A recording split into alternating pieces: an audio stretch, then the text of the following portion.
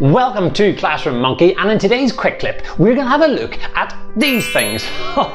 Now, these things are what we call Roman numerals. Yeah, you've got it, Roman numerals, but have you seen them before? Where can we use them? Can we use them? Well, that's exactly what we're going to find out. Let's go! Okay, first of all, what on earth are Roman numerals? Well, it was a system that was created way back in ancient Rome. You know Rome, don't you? The capital of Italy. There you go. Anyway, these lovely Romans... That's not a Roman, that's an Egyptian. These lovely Romans... Seriously? That's a Victorian. Catch yourself on. These lovely Romans... Yeah, well, they used letters from their alphabet to represent numbers. Ha! That's what we're going to learn about.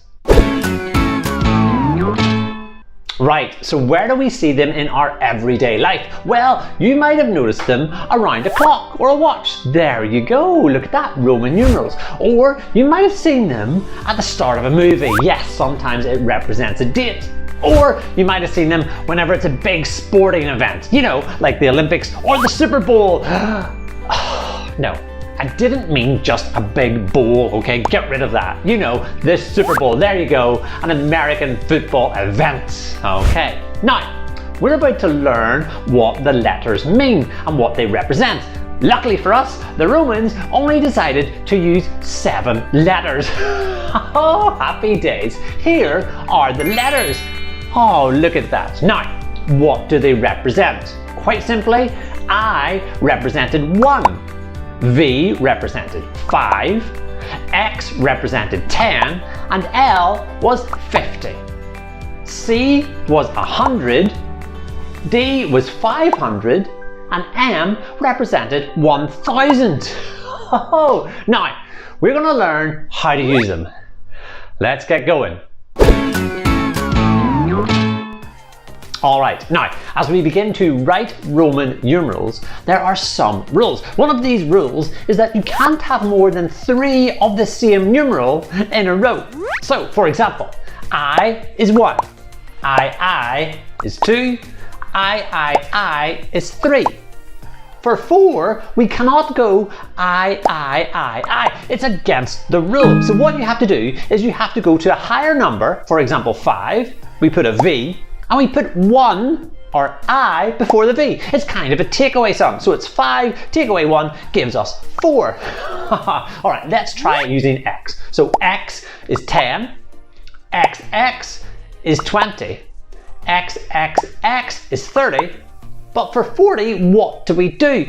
Well, we can't go XXXX, that's not allowed. We have to go to 50. Do you remember what 50 was? 50 was L.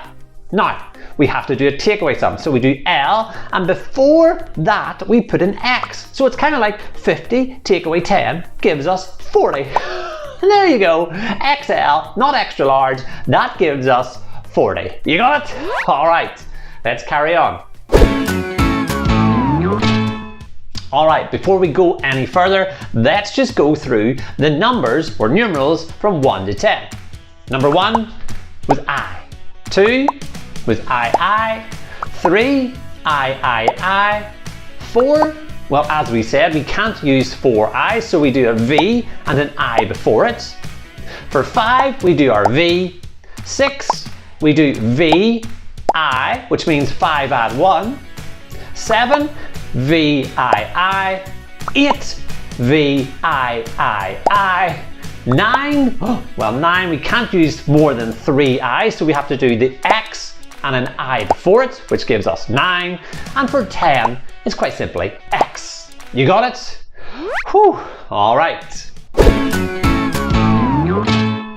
Now, that rule carries on even to your bigger numbers. So for example, 60, we write LX, which is 50 and a 10. For 70, we write LXX.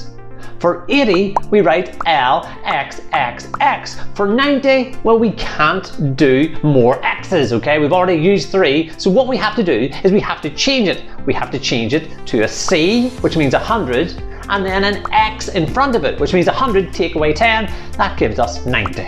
All right, now, here's another rule. just like our thousands, hundreds, tens and units, when we have our Roman numerals, we want to go to the highest number first. We want to create that number. We've got to write the symbol for that number first. So for example, if we have 175, we have to do the 100 first, then make the 70, then make the 5.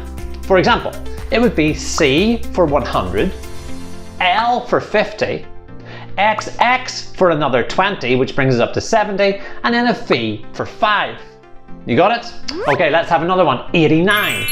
Well, we have to make the 80 first. To make 80, we do an L for 50, an XXX brings us up to 80, then we have to make our 9. So we do 1 before the 10, which is really an I before the X. There you go. L, X, X, X, I, X.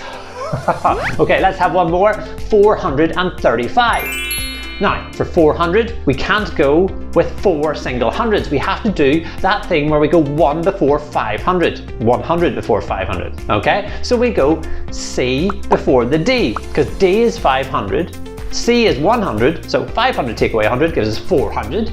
Then we have to make up the 35. XXX for 30 and a V for 5. Oh, you getting the hang of it?